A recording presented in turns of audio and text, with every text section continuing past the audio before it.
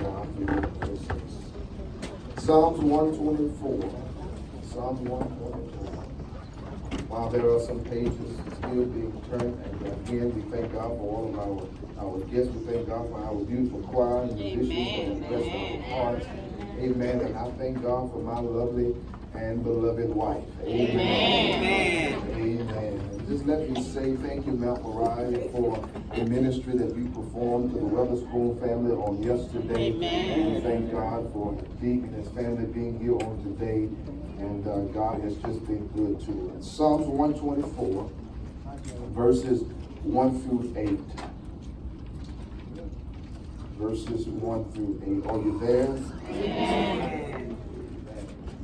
Somebody say 8 verses. 8 verses. I know it's football season, so I'm trying to prolong my sermon. It's not wide.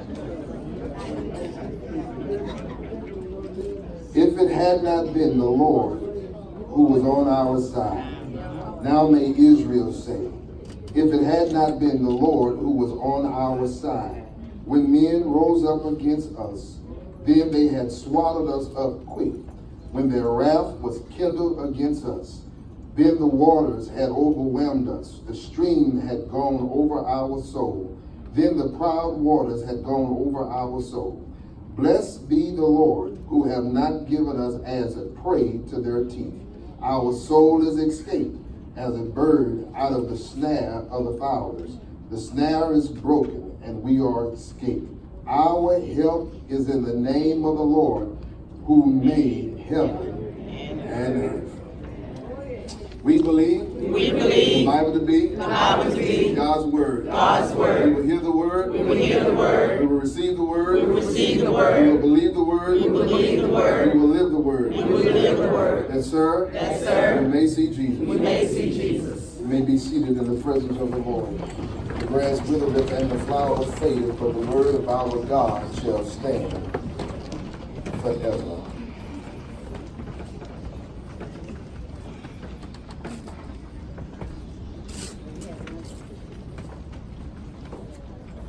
Thank you to our ushers. This morning I want to talk about it could have went a different way. It could have went a different way.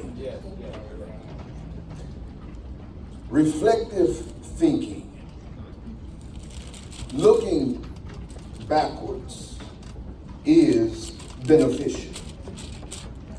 Reflective thinking, looking backwards, is beneficial in the sense that it gives one a better perspective of the days, of the events, of the circumstances, and the seasons which now belong to the ages of time. Psalms 124 lives among the Hebrew songs of ascent. Songs which were sung by worshipers as they made their pilgrimage up to Jerusalem to worship God at one of their important feasts. David is ascribed as the author of Psalms 124, and which is known as a psalm of victory. A psalm that acknowledges the favor received from God, and a psalm which in general proclaim Israel's victory over their unnamed enemies because God was on their side.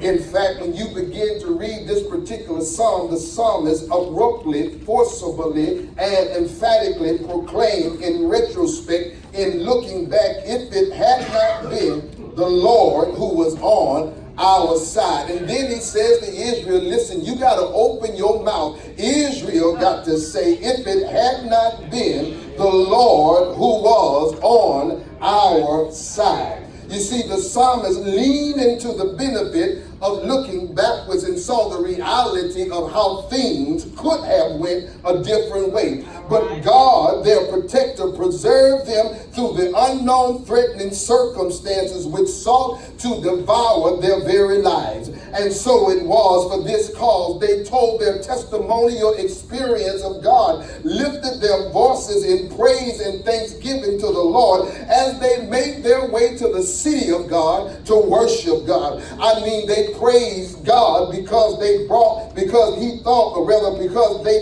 about what could have happened. They praised God because they thought about what did happen. But then they praised God because in God's name they found their help. And can I submit to you, my brothers and sisters, that we need a Psalms 124 reminder in our lives every now and then, reminding us that it was God that brought us, that it was God that taught us, and that it was God that wrought in us his work. And we need to be reminded of this because sometimes there is a tendency to give the credit which belongs to God to someone or something else when God's name is worthy to be praised.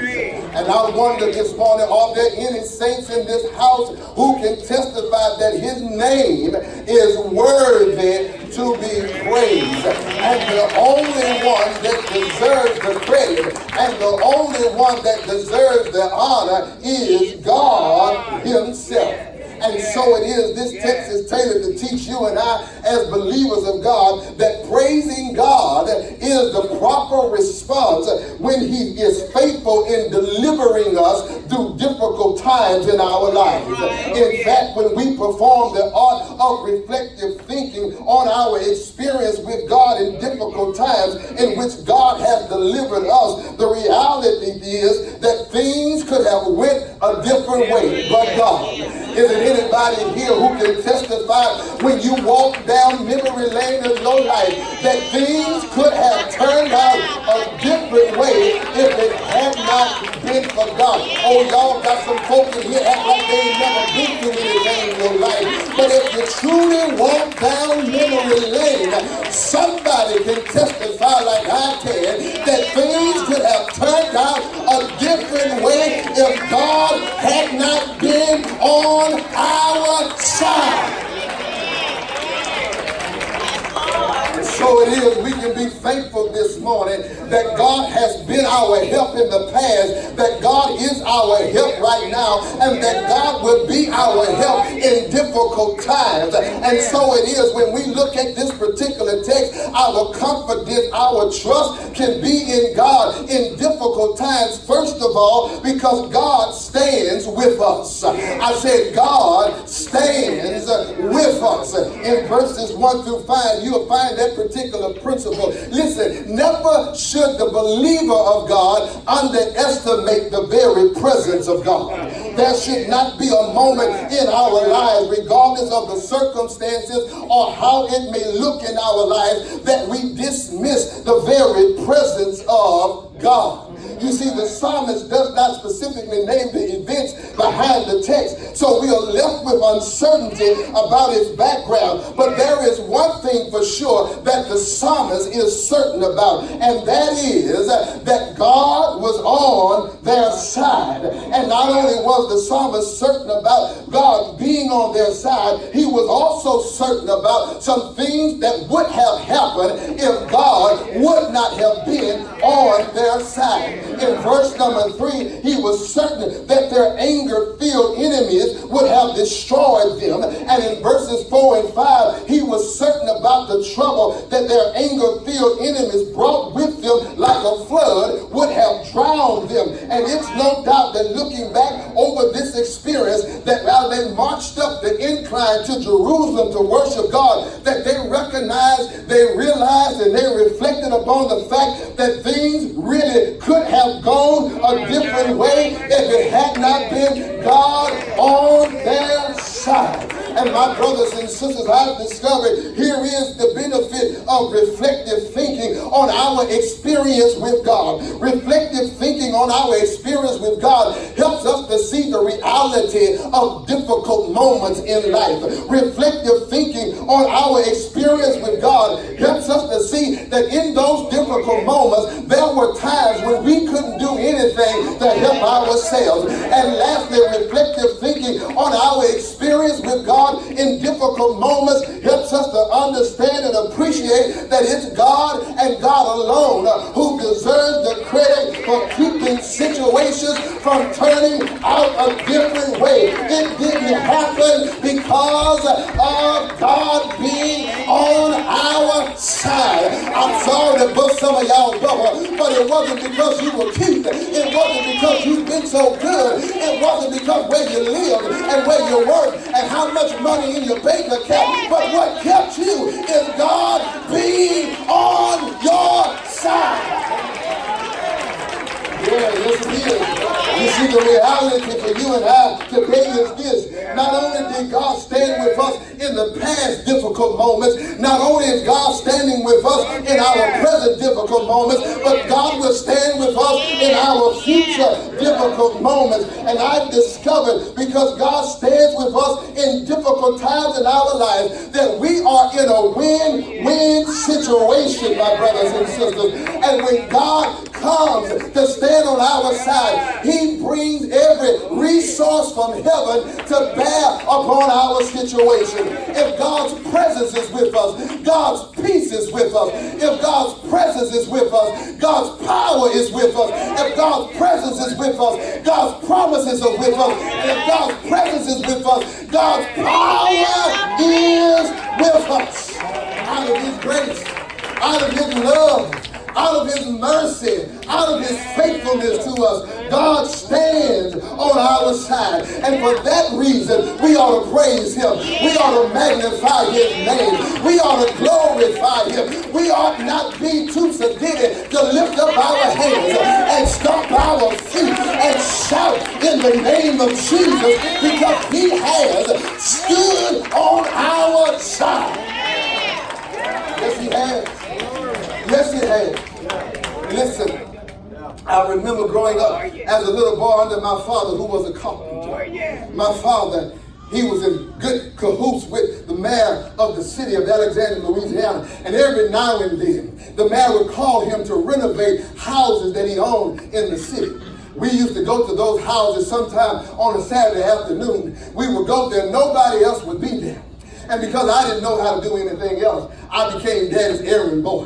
He would tell me, son, go get the work horses off the back of the truck. I would go get the work horses. He would turn around and say, son, go get the saw and the extension cord. I'll go get the saw and the extension cord. Go get the ladder. Go get the lever. I'll go get it. Until I got tired one day. I said, Daddy, listen, why I gotta go get all that? I thought somebody was gonna be here to help me and help us renovate this house. And my daddy said to me, son, when you're going to work on somebody else's house, make sure you bring your own too. And I simply say to you on this morning that God doesn't need your help to stand on his side. He has his own too. He brings the resources from heaven to back down on our situation. And I wonder in here on this morning, is there anybody here who can testify? You can look back over your life and see the hand of God at work.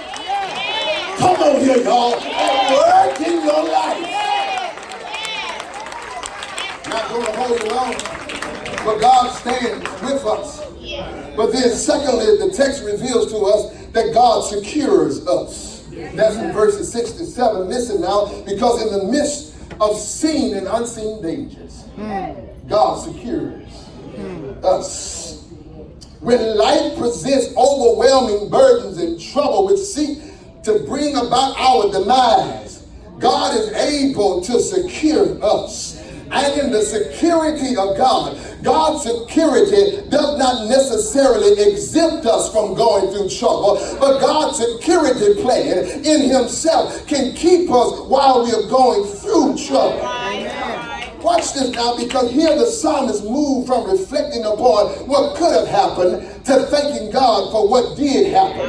The psalmist testified about how God did not give his people over to the raging and ravaging enemies who were likened unto wild beasts that desired to devour them. And because of they were like birds, they escaped their snares, their traps, and were set free. In other words, they experienced a breakout moment. They experienced a breakthrough moment because God secured them in their difficult moment. And so it is, if you look with me in verse number 6, the writer says, looking backwards, blessed be the Lord who have not given us a prey to their teeth. That word blessed means thank God. That word blessed means to thank God. They thank God because God secured them from being destroyed by their enemies. They thank God because God secured them that they didn't get drowned by the trouble of their enemies. They were thankful to God because God has secured them by delivering them.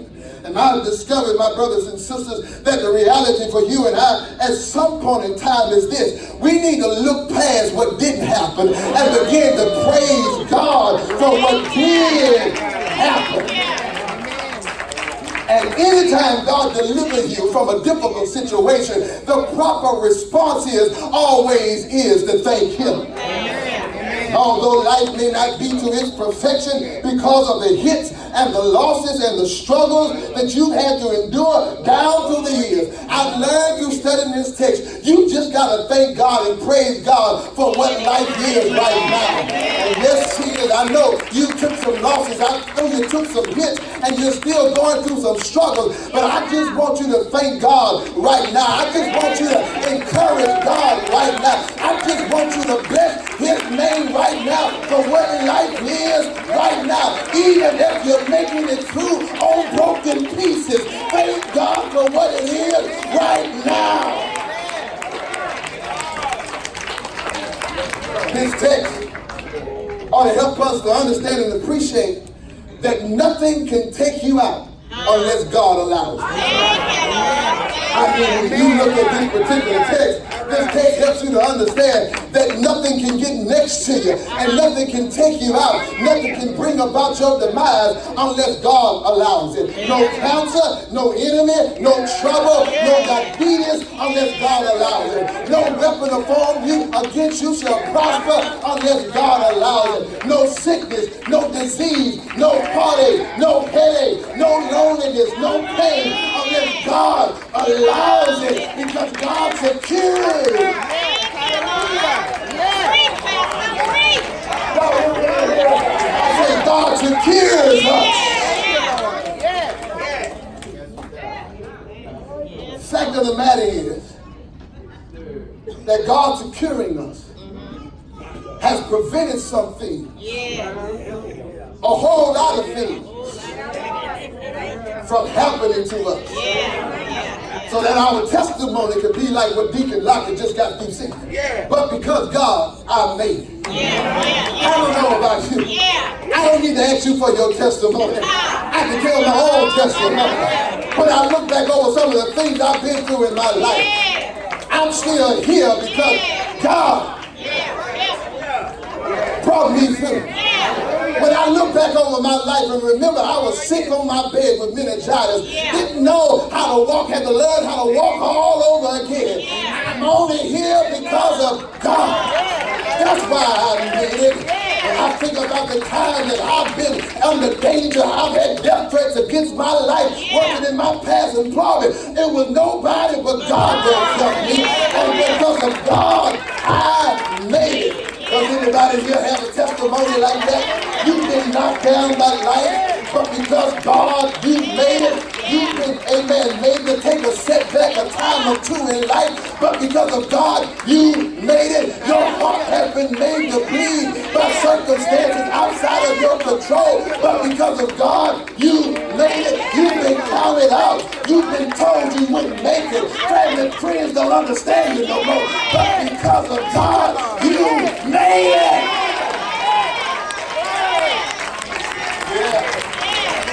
That's the kind of God. He's serious. God stands with us. God secures us. But then one more.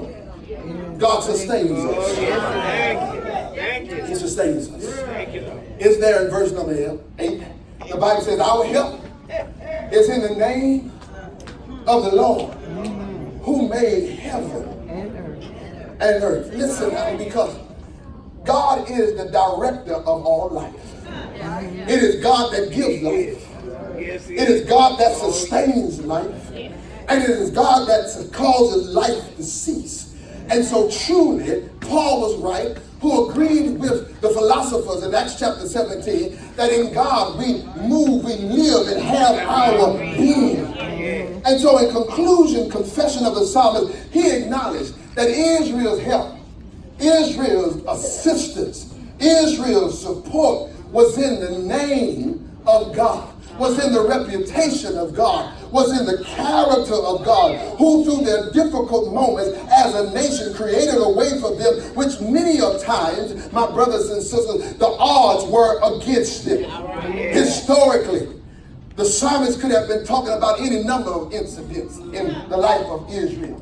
Maybe he was writing about David and Goliath, who marched against the Philistines, but God had brought them through. God sustained them.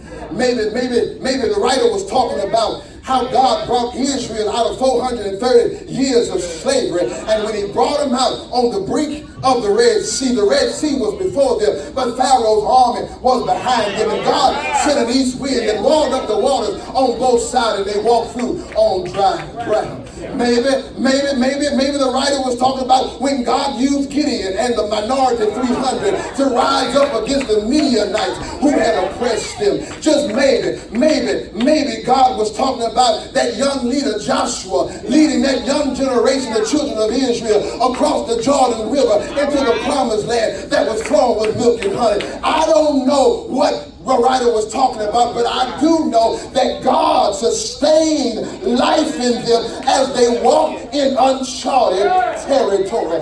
When they did not have a way, God made.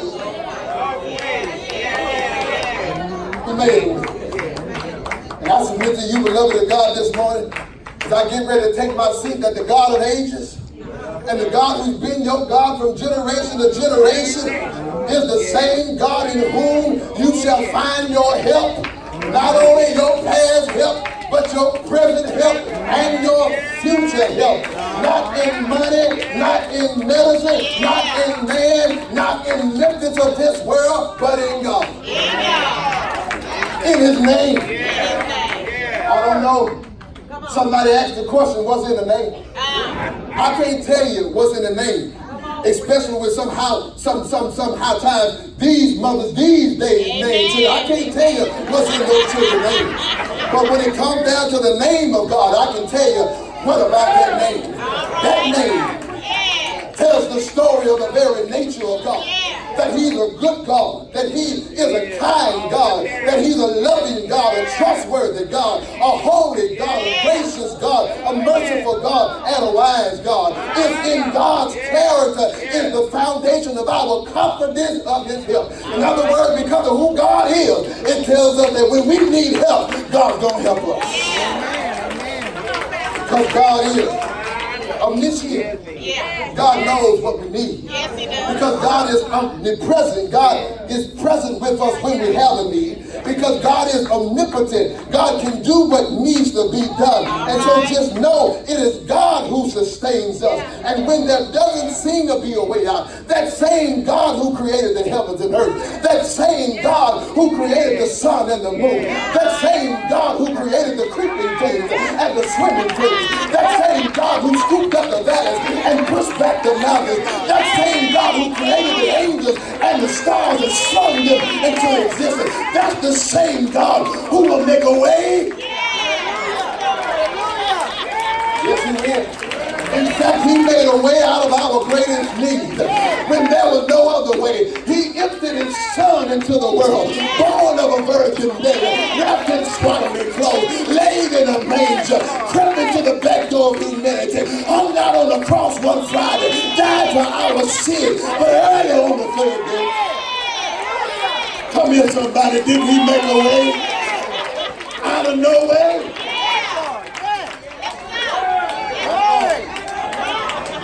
I'm gone now.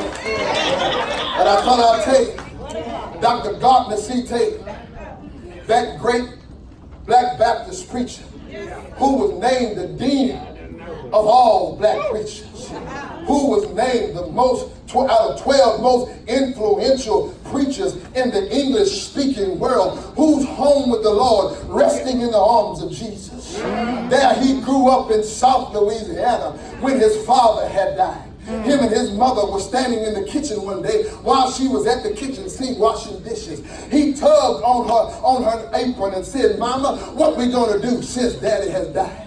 As she peered out the window, washed her hands in the dishwater, pulled up her apron and began to dry her hands. And with tears in her eyes, she looked out on the pavement and she said, "Son, I don't know what we're going to do, but the Lord will make a way somehow."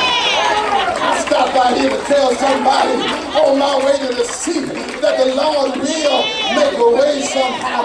What shall then we say of these things? If God be for us, who shall be against us? God, He stands with us. God secures us, and God sustains us. So hold on, saints, to God's unchanging hand. Because if God stands with us, nobody or nothing can stand against us. The Lord will make a way out of no way. And so when the forces of evil rage against our soul, remember God is for us. When sleep invades our hearts and our minds race throughout the night, remember God is for us. When loneliness creeps in like a thief in the night and silence is deafening, remember God is for us. When family and friends don't seem to understand us no more, remember God is for us. When it begins to seem like life is not worth living anymore, remember God is for us.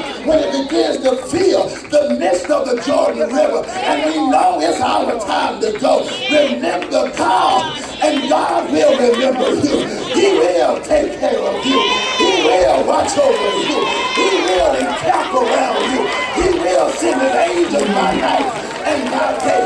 He will keep you when you hang your head low. He will lift up your bowed down head. He will. He will. I say He will. Anybody know He will? Say that. Say that. Yeah.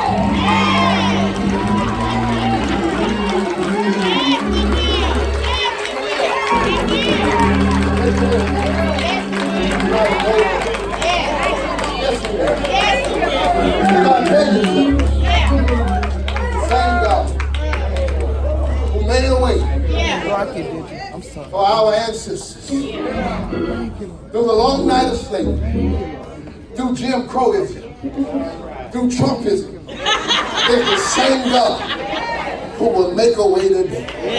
God will make a way. Blessed be the name of God. Come on, let's praise Him.